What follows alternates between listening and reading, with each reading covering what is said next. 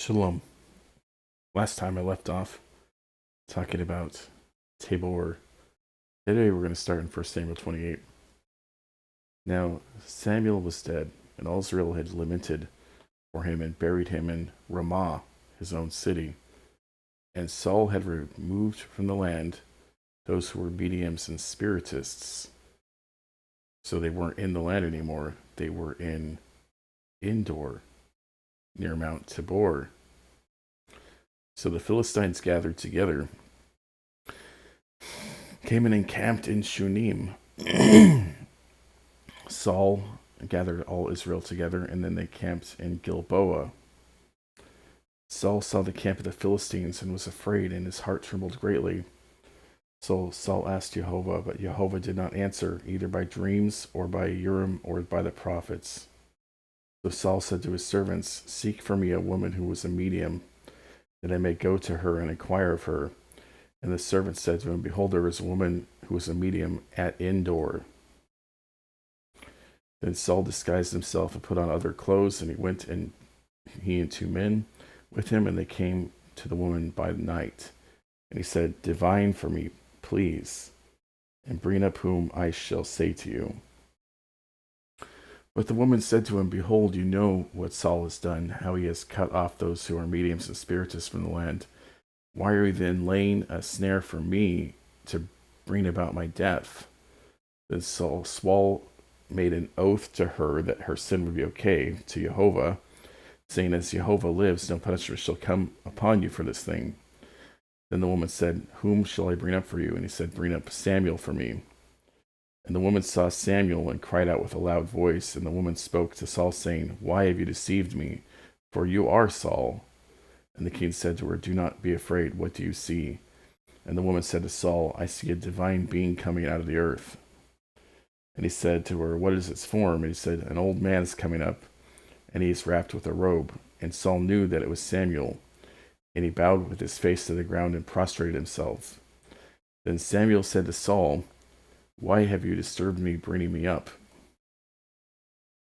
And Saul answered, "I am greatly distressed, for the Philistines are waging war against me, and God has turned away from me and no longer answers me, either by the hand of the prophets or by dreams. Therefore I have called you, that you may make known to me what I should do." And Samuel said, "Why then do you ask me, since Jehovah has turned away from you and has become your adversary?"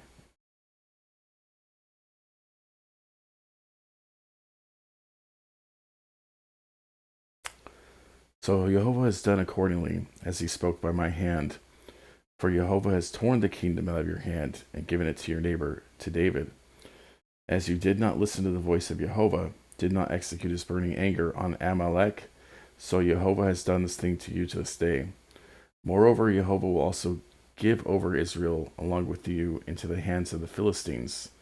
Therefore tomorrow you and your sons will be with me in Sheol. So the wicked king Saul will be with the righteous prophet Samuel in Sheol. Indeed, Jehovah will give over the camp of Israel into the land of the Philistines. Matthew 17. After 6 days, Jesus takes Peter, James, and John, his brother, and brings them up into the high mountain part, and was transfigured before them. His face did shine as the sun, his raiment was white as light, and behold, there appeared unto them Moses and Elijah, men that were dead, in Endor, at the high place, Mount Tabor. Deuteronomy 18. When you enter the land which Jehovah your God gives you, you shall not learn to imitate the abominations of those nations. There shall not be found among you anyone who makes his son or his daughter pass through the fire, one who uses divination, one who practices soothsaying, or one who interprets omens as a sorcerer, or one who is an enchanter, a medium, a spiritist, or one who inquires of the dead. For whoever does these things is an abomination to Jehovah, and because of these abominations, Jehovah your God will dispossess them before you. you shall be blameless before Jehovah your God. For these nations which you shall dispossess, listen to those who practice soothsaying, to diviners. But as for you, Jehovah your God has not allowed you to do so. Amen, amen.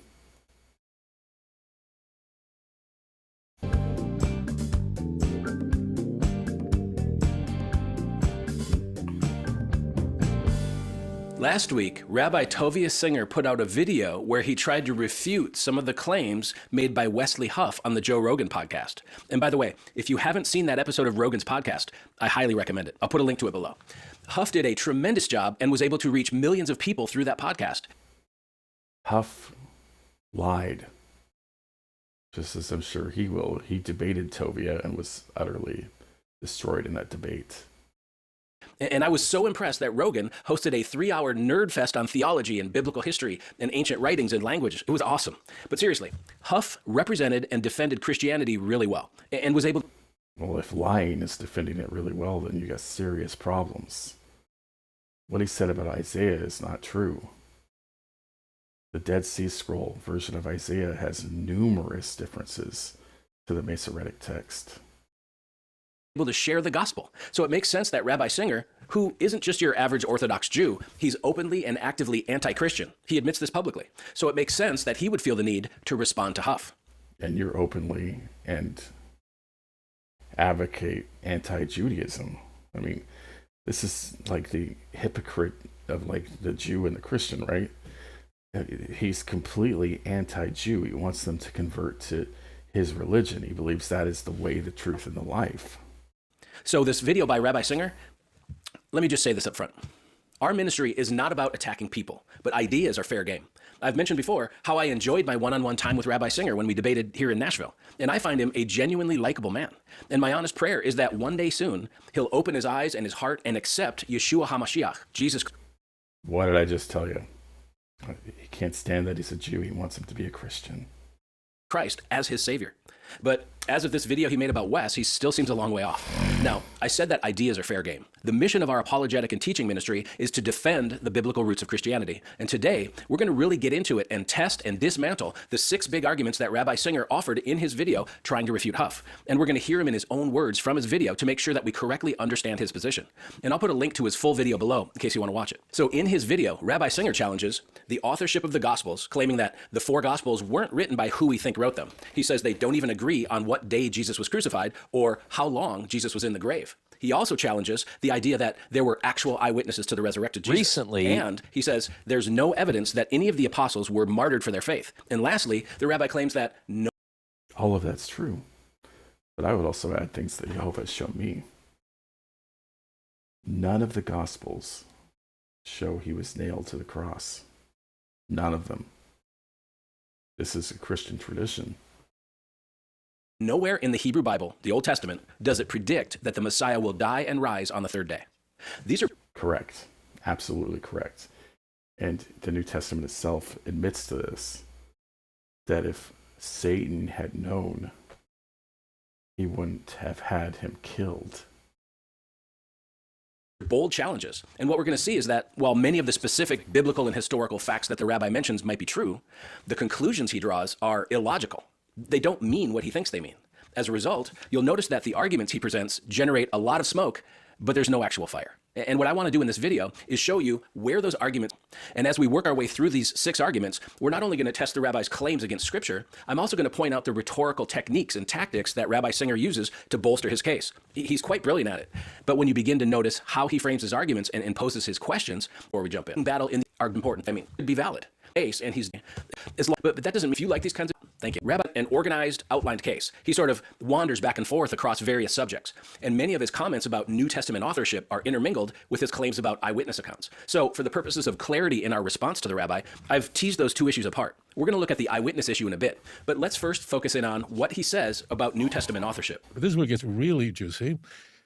So most people think, I believe, that, well, the book of Matthew, of course, was written by Matthew. Well, it's not that Matthew is falsely ascribed to the disciple Matthew, the tax collector.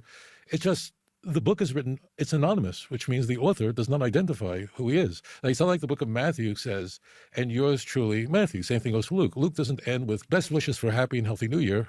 It's not in there. Those ascriptions are very, very late. These are common talking points for the rabbi. He often repeats the bit about the authors not signing their text with yours truly, Matthew, or best wishes, Luke. It's a clever way to make his point. It's also true. Clever or not, it's true. But as Ross points out, and I love this video. Wes Huff's name and work have surged in popularity. When he appeared on Joe Rogan's podcast, Rogan asked Huff to comment on written accounts by witnesses to the resurrection. How many different people have some sort of a recollection or a writing or something that's attributed to them of being witness to his resurrection? Well, you have Peter, Paul, Jude, James, and Matthew, Mark. So Jude and James never mention the resurrection. This is a Pauline idea. It's not in the book of James. Mark and Luke. The thing with Matthew, Mark, and Luke is that Matthew and John are attributed to direct disciples of Jesus. Attributed, but there's no way they were written that early. Mark was the first gospel written after every epistle of Paul, written after the fall of Jerusalem. That's clear from the writing, clear from the history. Matthew likely came next, then Luke in the early 2nd century, and then John way later, way later. Luke and Mark are not. So they are not eyewitnesses within the Jesus community. In fact, Luke prefaces his gospel by saying that. He's right up front about this. He's like, hey, I'm not an eyewitness. Don't confuse me with an eyewitness. And as is often the case when the topic is religion, not everyone agrees.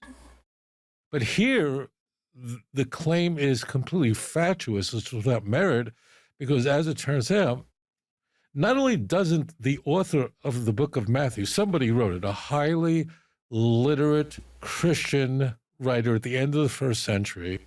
Oh, absolutely. This is evident in John, especially. It uses Greek allegories that a Hebrew person, a fisher of men, would not know. A highly complex allegory. Is writing it. He doesn't claim to be an eyewitness. He doesn't claim to be one of the people there. Doesn't make any of those claims. In fact, the only mention of Matthew in the book of Matthew is in Matthew chapter 9, verse 9, where... Correct. And what he did here is he changed the name of the tax collector, which in both Mark and Luke is Levi, the son of Alphaeus. And then it says in your notes, it's also called Matthew, but it's called that because Matthew was writing to his own Christ cult. Where the author speaks about Matthew, the tax collector, encountering Jesus in the 3rd person. That Jesus came to him and said, come, let's go. And so he doesn't say he came to me. So here, Tovia Singer directly challenges Huff's views on the authorship of the Gospels, alleging Matthew didn't write Matthew. His proof? Matthew's name appears in the text of Matthew, one time in Matthew 9:9. So what is Tovia saying here? If Matthew 9:9 was written by Matthew, we would expect the text to say, as Jesus was walking along, he saw me sitting at the tax booth, and he said to me, follow me, and I got up and followed him. Tovia's right. This technique is a simple way to determine authorship, but it doesn't only work in the Gospels. It works on all ancient texts, including the Pentateuch. From the time that we meet Moses in Exodus chapter 2 until the end of Deuteronomy, the name Moses appears not once, as in Matthew's case, but 647 times. 290 times in Exodus, 86 times in Leviticus, 233 times in Numbers, and 38 in Deuteronomy. So if Matthew didn't write Matthew... Now, I want to make this clear. If a Christian wants to say, I believe on faith that Irenaeus was correct, and I believe, I trust the church that the author of Matthew was in fact the disciple Matthew, you're welcome to do that. That's your personal faith. But you can't say that this is proof, and that's what Wes is doing here. What he's saying is, I have evidence here, an eyewitness account. No, you don't. I agree. If a Christian wants to trust the church and believe that Matthew wrote Matthew, you're welcome to do that. And if a Jew wants to trust the sages and believe that Moses wrote the 5 books, you're welcome to do that. These are matters of faith. But don't claim the text supports your view. They don't. It's not that Matthew is falsely ascribed to the disciple Matthew, the tax collector. It's just the book is written, it's anonymous, which means the author does not identify who he is. Now, it's not like the book of Matthew says, and yours truly, Matthew. Same thing goes for Luke. Luke doesn't end with best wishes for a happy and healthy new year. It's not in there. Are there any other examples? Can you think of any? The Pentateuch doesn't end with Moses signing off, yours truly, Moses. Rather, the story ends with a third-person account of Moses' death and burial, obviously written by Moses, right? Deuteronomy does contain 3 references to Moses writing this Torah, all in chapter 31, all in the third person by an unnamed author describing a scroll other than the Pentateuch. Deuteronomy 31:24 says that Moses had completed his scroll, and then there are 3 more chapters. Again, if a person wants to believe Matthew wrote Matthew or Moses wrote the 5 books, you're welcome to do that, but these views are not supported by the text. Wes and Tovia are both champions of their respective faiths, and they have more in common than they might like to admit. What connects them? That I can tell you in one word. Tradition! Yep. But I want you to notice the ingenious rhetorical trap that the rabbi sets out for us Christians. When he makes statements like we just heard, our natural inclination is to want to argue the details, right? I feel that temptation too. It's like that Pixar movie Up, where the talking dog is always distracted by a squirrel. So that I may talk, squirrel! This is the same thing Christians often do with Rabbi Singer. We're almost instinctively distracted by all the details he throws out, and we want to start arguing about, in this case, the internal and external evidence for authorship and ancient literary practices and so on. And while all of these issues are super interesting, they're actually a distraction from the real issue here. We need to take a step back and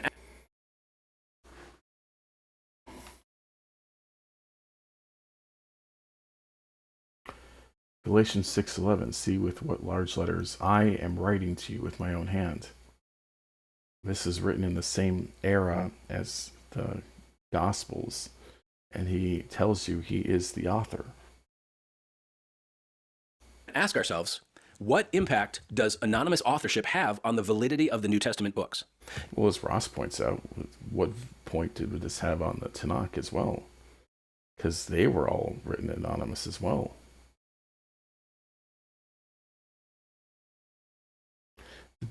And I think this is begging the question. It's a logical fallacy. The anonymous authorship doesn't matter as much as does it follow the heart of Jehovah. If we don't know exactly who wrote a particular book, does that mean we can't trust what the book says? If authorship is in doubt, is the text also in doubt? This is a common insinuation by Rabbi Singer. And I have to point out that although he regularly brings up the anonymity of Matthew and Luke, he rarely, if ever, takes the next step and openly says, therefore, we cannot trust what those books say. He simply points out the issues of authorship and then lets Christians assume a negative conclusion. He's essentially shouting squirrel and hoping we scurry around trying to disprove him. Because it... I disagree with that. That's a straw man argument. The anonymous authorship is important, and as Ross Nichols points out, we would be hypocrites not to also apply the same standard to the Tanakh. It's easy to dive into all the historical and textual issues, and we quickly find ourselves drowning in the weeds. Now, I believe the reason that the rabbi never openly declares that anonymous texts can't be trusted is because he knows that's not true. He's a smart man. So let's not fall for that tactic, because there are two big problems with it. First, when it comes to biblical authorship, anonymous simply means technically unknown. It doesn't mean false or wrong. In the ancient world, Okay, that's true, but the whole merit of Christianity, and this is why the anonymous authorship is important, is it's built on this claim of eyewitness accounts. If these men weren't eyewitnesses, then that claim falls apart. Like Paul, right? He claims that first he appeared to Cephas, which doesn't match any of the Gospels, and then to the 12. Then he appeared above, and that's what this word means in the Greek, that he's floating in the air, apanao, above more than 500 brothers at one time. So they saw this vision of him in the air, according to Paul, because again, this is not in any of the Gospels. Even outside the Bible, it was common for authors to avoid self-identification. The writer's identity was typically carried Common, but every single letter of Paul, he attributes it to himself. by external tradition and the immediate circle of who first received the work. So we often have a good idea of who probably wrote it based on literary and traditional evidence. But if we can't confirm the author, well, then it's technically classified as an anonymous work. So anonymous ancient writings aren't considered alarming or unexpected in any sense. They're commonplace. And second, He's completely missing the point.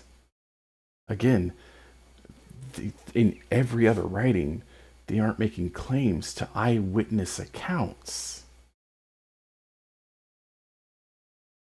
Secondly, and more importantly, anonymous authorship in the Bible doesn't mean that the text wasn't inspired by God. And this is where...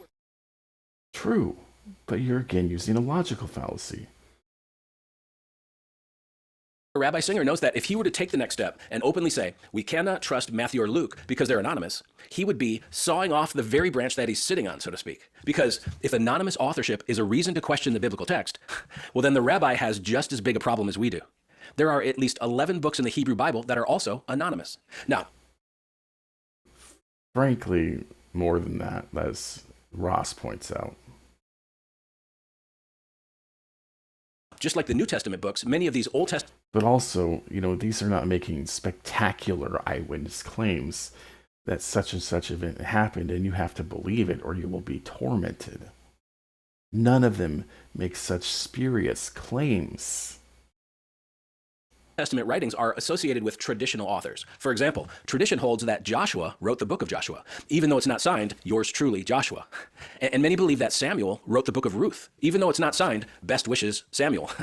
And tradition says that Jeremiah wrote or compiled 1st and 2nd Kings, even though the text itself doesn't say that. So the authorship of these Old Testament books, just like the anonymous New Testament writings, is based on external tradition rather than the internal claims of the text. And when it comes... Whoever wrote Judges and Ruth, and this is my opinion, was highly skilled in allegory, as the stories have so much in common with what happens later on in Israel. And you see that in Judges 11, right? That Gilead had a son, and one of them was a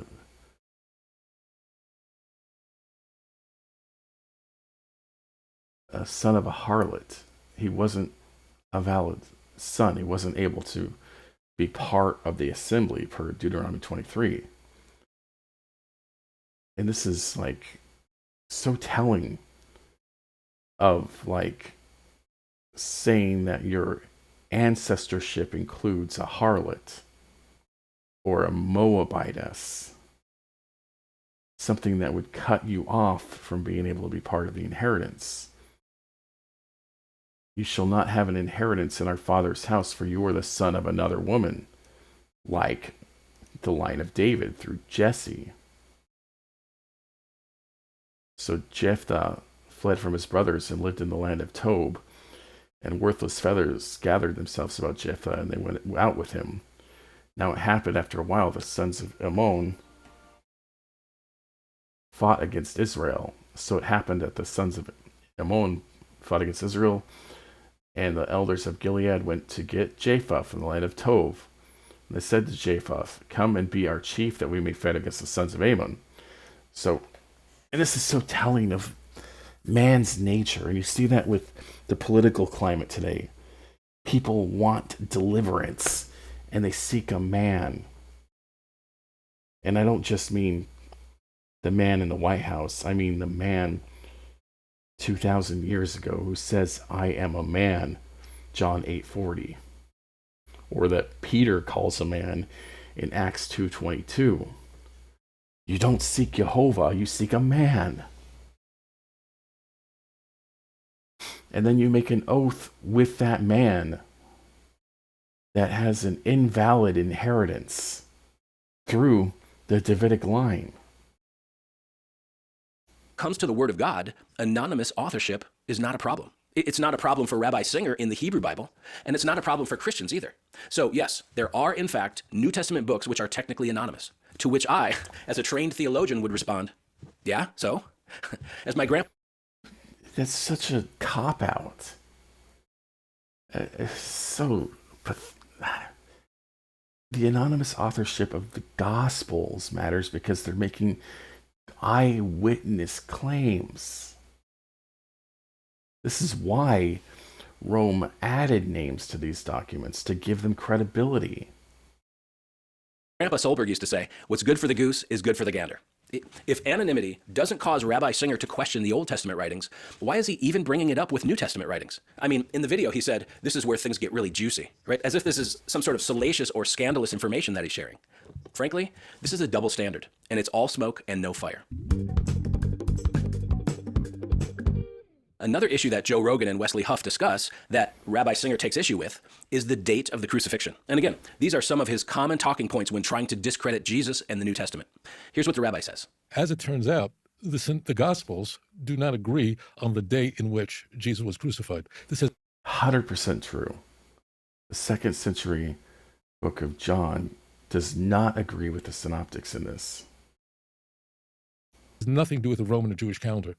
It's just simply that the Synoptic Gospels place Jesus' crucifixion on the first day of Passover, the 15th day of Nisan, period. Meaning, according to Matthew, Mark, and Luke, the Last Supper was in fact a Passover Seder.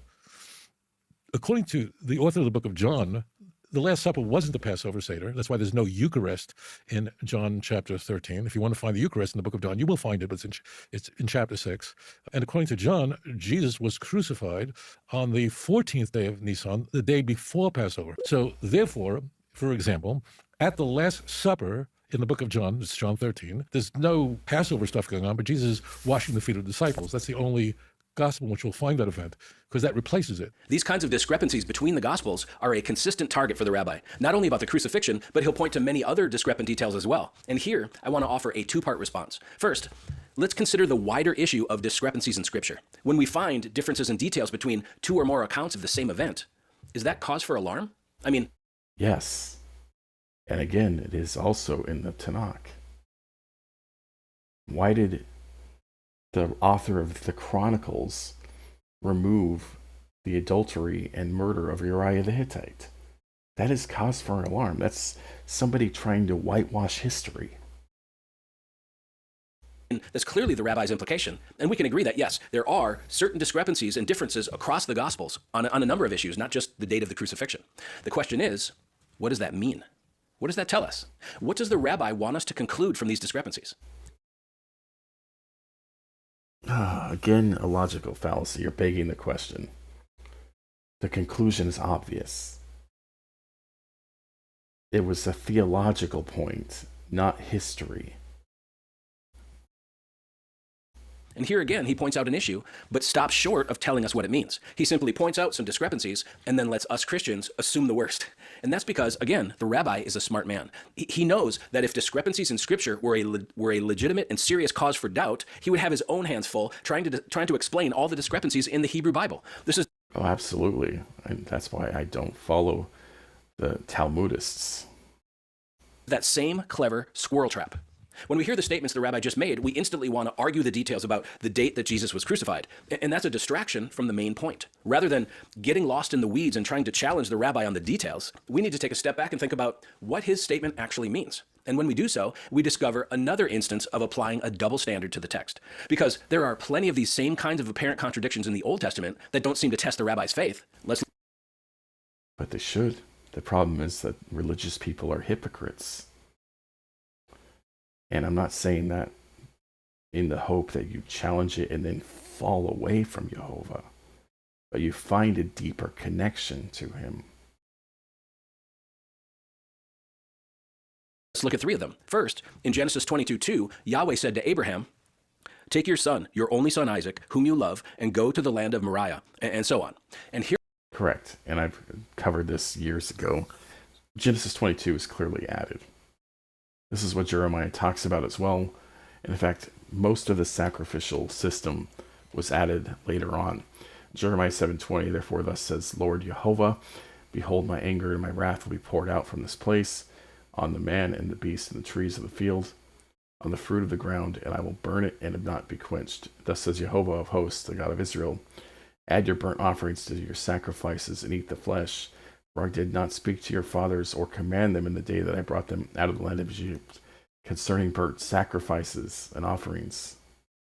This is what I commanded them, saying, listen to my voice, and I will be your God, and you will be my people, and you will walk in the entire way which I commanded you, that it may be well with you. The next chapter, in verse 8, how can you say we are wise, and the law of Jehovah is with us? But behold, the lying pin of the scribes has made it into a lie. here's the problem. Isaac wasn't Abraham's only son. Genesis 16 tells us that Abraham had a son named Ishmael 14 years before Isaac. So why was Abraham told to take his only son? Or here's another one. How about the altar? In Exodus 20:24, God commands an altar constructed of earth. But in Exodus 27:1, God says the altar should be constructed of acacia wood. So which one is it, earth or wood? Or here's a weird one. 2 Samuel 24:1 says it was the Lord who incited David to take a census of the people. But in 1 Chronicles 21:1, it says it was Satan who incited David to take that census. That's right. And I just went over why, because Chronicles was written after the exile and they were trying to whitewash their history. a pretty big discrepancy. So who actually incited David to take that census? Here's my point. These kinds of apparent contradictions in the Old Testament, just like the ones Rabbi Singer points out in the New Testament, including the date of the... And by the way, this is another logical fallacy by the Christian here. Instead of dealing with the point, he's gone on his own rabbit trail and gone after the Tanakh. And I've seen this so many times talking to Christians online. Like, you tell them, like, look at this issue, and they're like, oh yeah, look at that issue. It's like, you're not dealing with what I'm telling you. You're running down a rabbit trail to something else. The crucifixion could be comfortably harmonized when we approach the passages in context and in light of what the writers are trying to communicate. And when it comes to the Jewish Bible, Rabbi Singer knows this well. Ancient Jewish writers weren't You can't harmonize John and the Synoptics. John was clearly written to its own Christ cult. It's so obvious.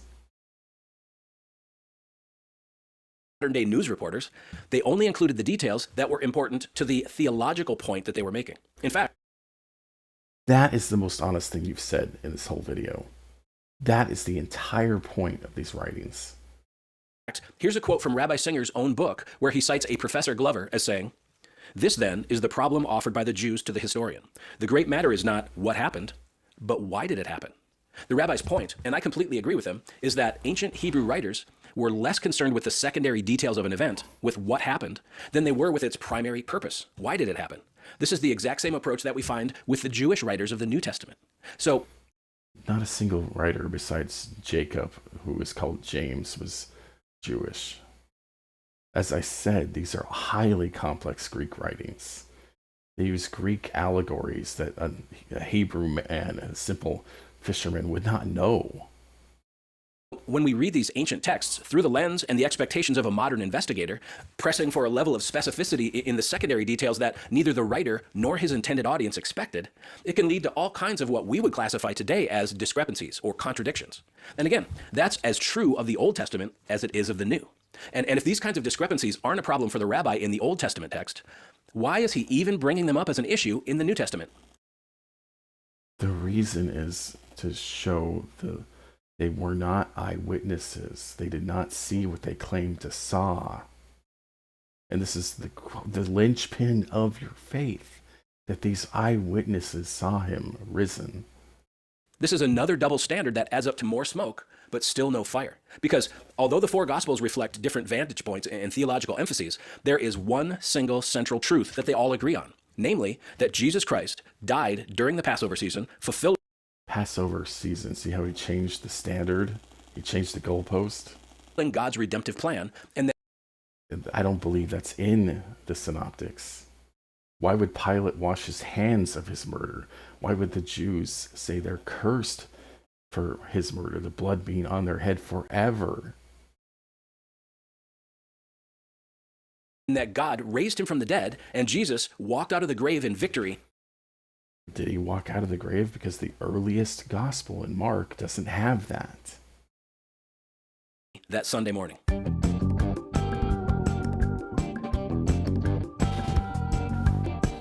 The death and resurrection of Jesus is the central claim on which all of Christianity rests, and therefore it's also a principal target of Rabbi Singer's anti-Christian teachings. And it makes sense that these are the historical events that he would most like to disprove, or at least raise all kinds of doubts about, because as I said earlier, the central point in all of these discussions is the resurrection of Jesus. You just are running in circles. That is the central point. That's what I just said. And that central point is built on eyewitness accounts. And if you can't trust the eyewitness accounts, then that is built on sand. If he really was resurrected, it means the New Testament is true and that Jesus is who he said he is. And therefore, it would mean that Rabbi Singer's entire worldview and line of reasoning is rendered false. So he's next going to address some of Huff's statements on the Rogan podcast about how long Jesus was in the grave. This is another one of those apparent contradictions that we talked about. Here's how the rabbi responds to Wes. Wes is addressing, and it doesn't work, but this is the best they can come up with. We're told in Matthew chapter 12 that Jonah, who's in the belly of the fish for 3 days and 3 nights, or so is Jesus going to be in the tomb for 3 days and 3 nights, okay? Now, there's a problem here. The problem here is, this may seem pedantic, but for the Christian Bible, this is very important. And that is that no matter what gospel you look at, Jesus was definitely not in the tomb for 3 days and 3 nights. At best, you could say, is he was in the tomb for 3 days and 2 nights. There's no third night. So, what's the deal? It's not 3 days and 3 nights. Now, how do Christians address this? Well, what they do is even though they reject the oral Torah or rabbinic Judaism, they can't stand the Talmud, but if they get into trouble, they'll run to rabbinic literature to find a way to rescue themselves. Yep. And the Christian did the same thing in his debate with Tovia. And he goes on to describe how Wes cites the ancient Jewish perspective that any part of a day is like a whole day, to explain that Jesus was crucified on day 1, which would have been Friday, and he spent day 2 in the grave, which would have been the Sabbath, and on day 3, he walked out of the grave, which would have been Sunday, the first day of the week. And the rabbi's point is that, sure, that gives you 3 days, but it doesn't give you 3 nights. Squirrel. We've dealt with... Oh my God. If the text says 3 days and 3 nights, oh my God. this issue before on this channel because it's also a popular argument from Torah-keeping or Hebrew roots believers as well. And I'll be honest, I have no idea what this line of reasoning is trying to prove. I mean, think about it. It's not an argument that denies that Jesus was crucified or that he was resurrected or... Well, I don't deny a man was crucified. That was what Rome did to zealots, and that's who he was. That's what the allegory of Luke tells you, that he was preaching against Rome, telling you not to pay taxes. Matthew and Mark and John left that out. That he rose from the dead on the first day of the week. Did he? Or did they just see an empty tomb like Mark says, which was the earliest gospel? Doesn't deal with any of that. So what is Rabbi Singer trying to prove or disprove here? Is he arguing that Jesus wasn't actually crucified on Friday, but rather Thursday? Or maybe he's trying to make Jesus out to be a liar since he said he would be in the grave 3 days and 3 nights. In his video, he just doesn't explain what he's getting at or what his point is. And God, you're pedantic. here's that same rhetorical device again. He makes a series of statements that seem to cast Jesus or the New Testament authors in a bad light, but he stops short of saying exactly what that means. He infers a negative conclusion in an effort to cast doubt and send Christians scurrying after a squirrel to disprove him. And in this case, the rabbi seems to put most of his emphasis on the way that Christians try to harmonize this apparent discrepancy. He says this: All Christian apologists use Jewish law, which is not in the text, in order to address this. Even though they despise rabbinic Judaism and claim it's completely made up, they appeal to it whenever it is convenient to them. He's casting Christians as hypocrites who, according to him, hate the Talmud and rabbinic Judaism, yet on this particular issue, he says, we run to rabbinic literature to find a way to rescue ourselves. Now, for me personally, as a Christian theologian who loves history and is fascinated by the Jewish roots of the Christian faith, I don't hate any of those things. I obviously disagree with what they teach when it comes to Jesus, but there's a tremendous amount of wisdom and beauty in those writings and traditions. Tradition. And understanding them does help us better understand the historical and cultural context in which Christ appeared and the New Testament texts were written. And at the end of the day, what we have here is another claim about scriptural discrepancies, this time about how long Jesus was in the grave. And as we saw, these kinds of biblical discrepancies, whether it's in the Old Testament or the New Testament, can be comfortably harmonized if we approach the passages in context and in light of what the writers are trying to communicate. And when it comes to harmonizing Jesus' prophecy of 3 days and 3 nights with the actual amount of time he spent in the grave, this one's pretty simple. In fact, just for you, Rabbi Singer, I'm going to do so without appealing to rabbinic Judaism. So let's start with what Jesus said. In Matthew 12, the Pharisees and teachers of the law asked him for a sign. And the text says, he answered, "A wicked and adulterous generation asks for a sign, but none will be given it, except the sign of the prophet Jonah. For as Jonah was 3 days and 3 nights in the belly of a huge fish, so the Son of Man will be 3 days and 3 nights in the heart of the earth." Not only was he not in the earth for 3 days and 3 nights, the Pharisees never saw him. And that was who his prophecy was to, that they would see the sign of Jonah. So the rabbi sees this as a math problem, so to speak. The numbers don't add up. Jesus said 3 days and 3 nights. But the rabbi says the Gospels give us at best 3 days and 2 nights. And I would argue that this is actually not a math issue, it's a language issue. In the New Testament, several different phrases are used interchangeably to refer to the day Jesus would rise. For example, check this out. In Matthew 27, the chief priests and Pharisees go to Pontius Pilate and they say, "We remember that while he was still alive, that deceiver," talking about Jesus, said, "After 3 days, I will rise again. So give the order for the tomb to be made secure until the 3rd day." Did you catch that? Here's where I would have really hammered home on this. If he was buried on what it would have been Friday evening before the Sabbath, that day is gone. It's now the evening. So you can't even count Friday. So you have 1 night, 1 day, 1 night. Because, again, he rose before the morning on Sunday. How you get 3 days at all from that is amazing. The Jewish leaders use the phrases after 3 days and until the 3rd day synonymously, which shows that they understood them to mean the same thing. Jesus understood them that way as well. Look at the different ways that he worded his own predictions about rising from the grave. In Matthew 17, he says, "The Son of Man is about to be delivered into the hands of men, and they will kill him, and he will be raised on the 3rd day." And in John 2:19, he says, "Destroy this temple," speaking of his body, "and in 3 days I will raise it up."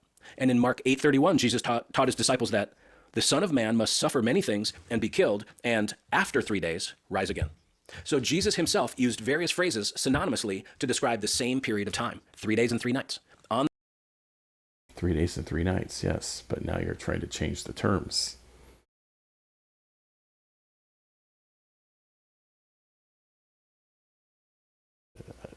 How you count Friday and Sunday as a day at all is just amazing.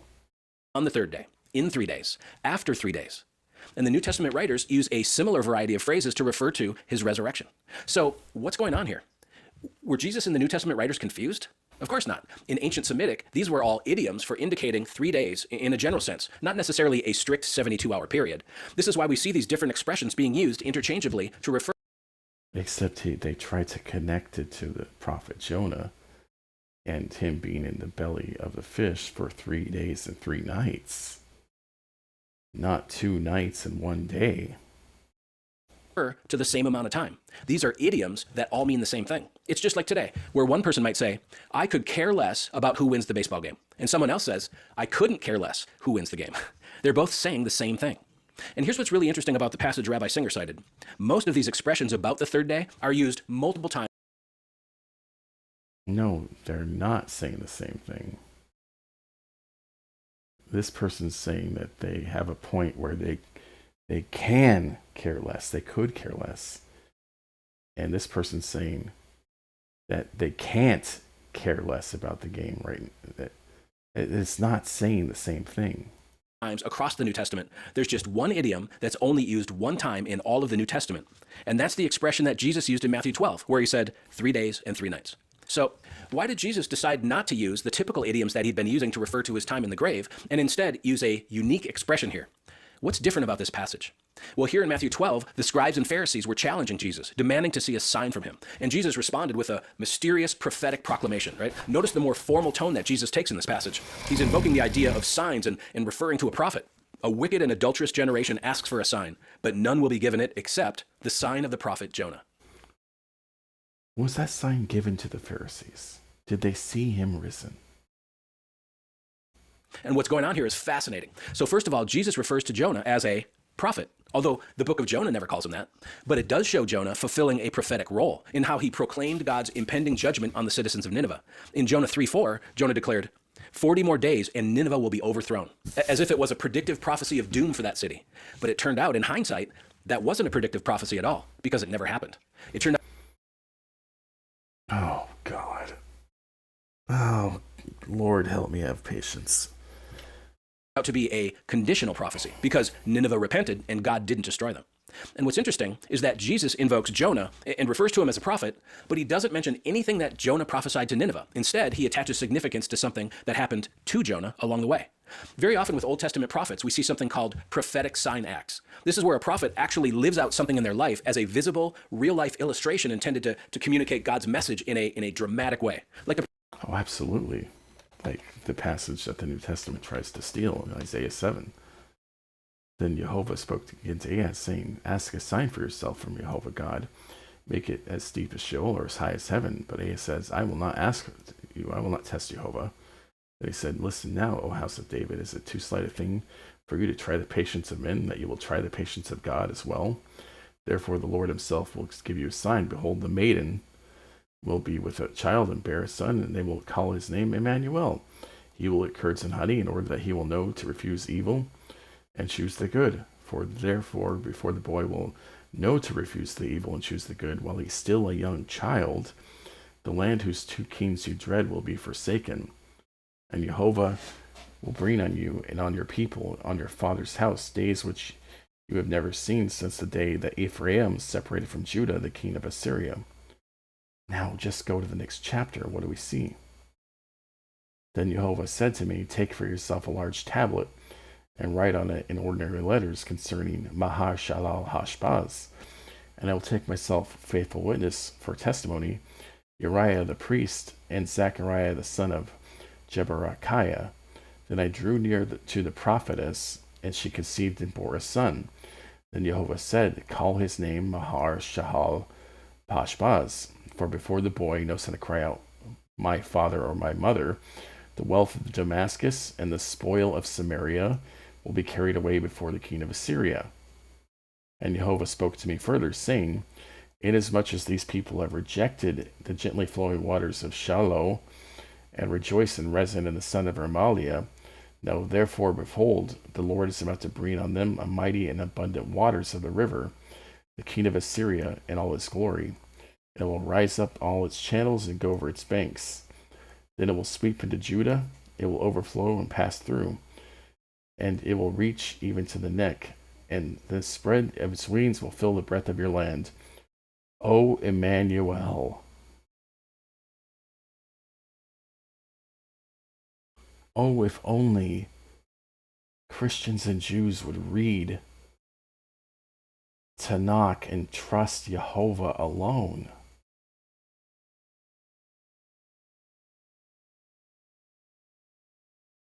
Look at Isaiah 8:18. which is in context of chapter 7. Behold, I and the children whom Jehovah has given me are for the signs and wonders in Israel from Jehovah host who dwells on Mount Zion. It was about that generation. And this is what I wish Tovia would focus on. Like, this generation will see these signs before you pass away. But they didn't. The Pharisees were promised to see him. They didn't. And it's like both of them are chasing the wrong rabbit trails and not focusing on what the text actually says. I'm going to cut off here. I hope you all have a good Sabbath. I'm recording this before the Sabbath. Shalom.